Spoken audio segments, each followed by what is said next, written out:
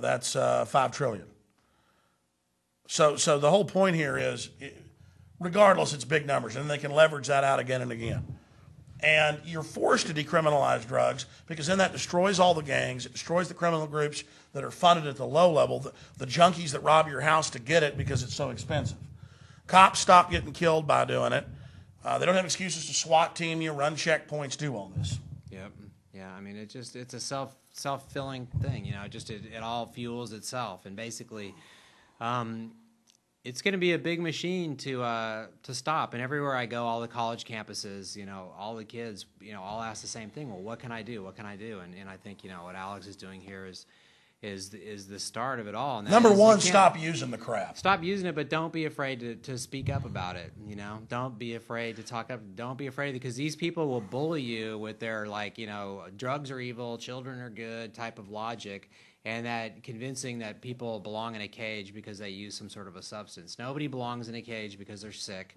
Nobody belongs in a cage because they violent offenders belong in the cage. Yeah, let them commit a crime. I mean, that's the drug warriors try to mix. They try to make it so, well, using a drug is a crime. Well, that's not the crime. Let the prisons should be left. But the truth is, the drug warriors get a percentage of what they seize. Yeah. And the Dallas cops were caught a few years ago randomly pulling over nice cars, throwing bags of chalk in them. Yeah, or sheetrock. Yeah, they would. I mean, now it's just randomly pull you over, and I mean, this is getting evil, folks. And you know, they've had cases where 2/3 of the New York detectives are fired all on the dole. I mean, you know. This is sick. How many minutes of this last clip can we play? How many minutes? We don't have a lot of time. No, just play 3 minutes of it. Okay, we'll play 3 minutes. This is Sheriff Jack Arpaio. Joe Arpaio. Joe Arpaio. I keep calling him Jack. I've interviewed him a few times myself. This guy's nuts. Today, the DEA claims that crystal meth, or ice, is the new epidemic, replacing crack because of how long it lasts and how cheap it is. Oh, meth is much better. Meth is, you get more energy, you can do more things, you can last longer. Flying over the Mojave Desert, it's hard to imagine that a modern-day drug epidemic is taking place in rural white America.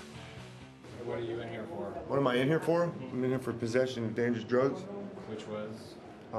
Which was methamphetamines. Methamphetamines? Were you selling or just? No, I'm just a drug addict. Just a drug addict? Yeah. What do you think? I mean, do you think being in here is helping your addiction?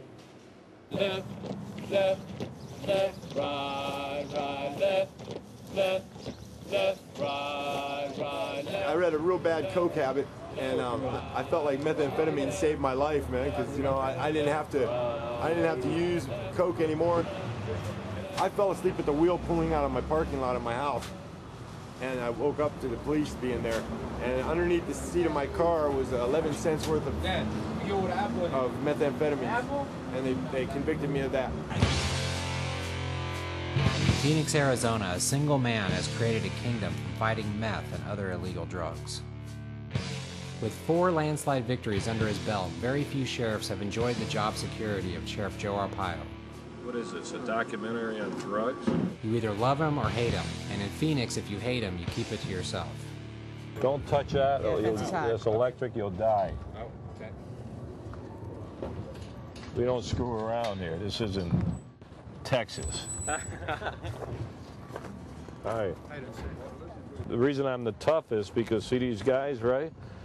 Yep. Pink, where's your pink underwear? I got them. Let's see them. How come they're fading? They don't got no new ones for me. I asked Mr. Arpaio, they just don't got them. Could we just start with you just like telling me your name and who you are? I gotta tell you in front of these guys, they don't know who I am. Joe Arpaio, Maricopa County, Arizona Sheriff.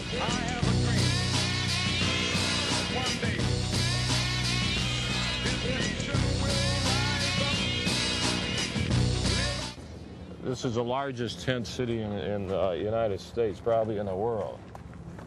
I would almost bet half of these guys are here for drugs. You see this?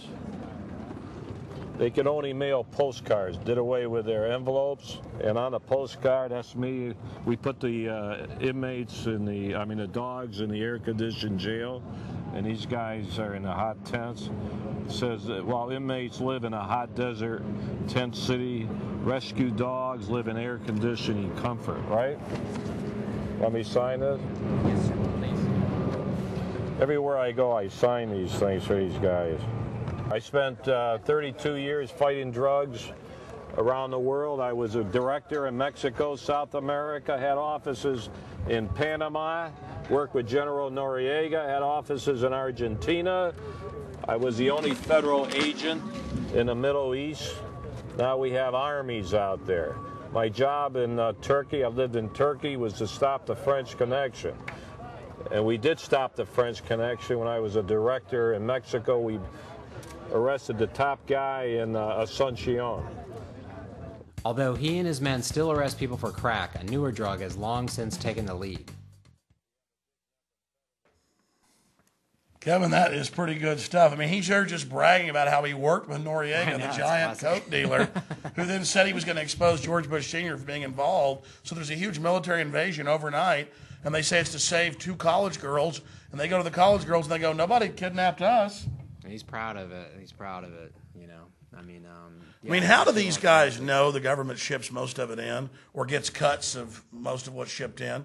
You know, they physically ship in about half of it from my sources. But the rest, you know, they get a cut of it. Yeah. And anybody you see getting busted is either low level or they're a cowboy, didn't pay their cut. Yeah, just, I mean, you know. That's how most of their money's now spent on meth and other things people cook up individually because the big boys aren't getting their cut. Yeah, exactly. I mean, it's a tricky thing with the difference between cocaine and meth. There's a scene in the film where I ask all these kids, I'm always saying that people do meth because they can't get cocaine. And so I ask all these prisoners, would you rather have meth or coke? And they all say meth, meth. But then when you talk to them in person, you say, well, what if you could have all the coke that you wanted? When they were like, oh, well, of course we'd rather have coke. So once again, I mean, it's cheap. It's cheap.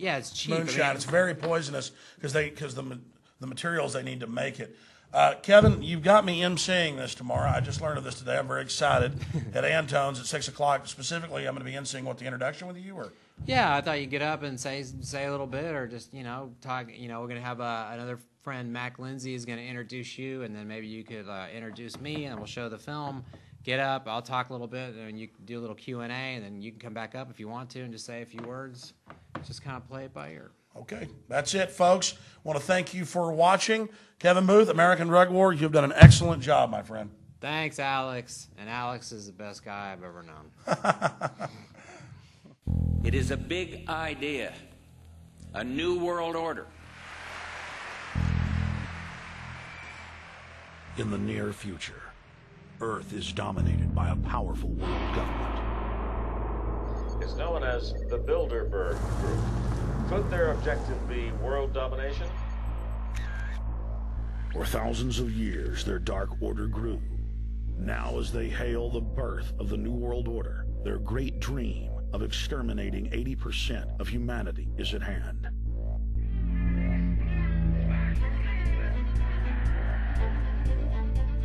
For the first time in history, the elite's plan for world government is blown wide open. You will learn the secret that drives the entire New World Order agenda. Bilderberg is making great progress toward a world government, and only an educated, informed public can stop them in their tracks.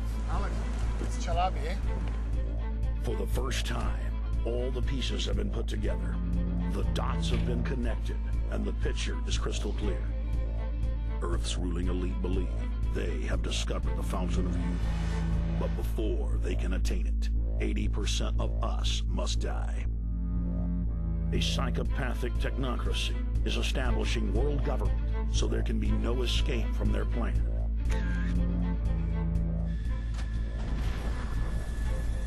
The New World Order is the old world order. I mean, it's just the names have changed, the appearances have changed.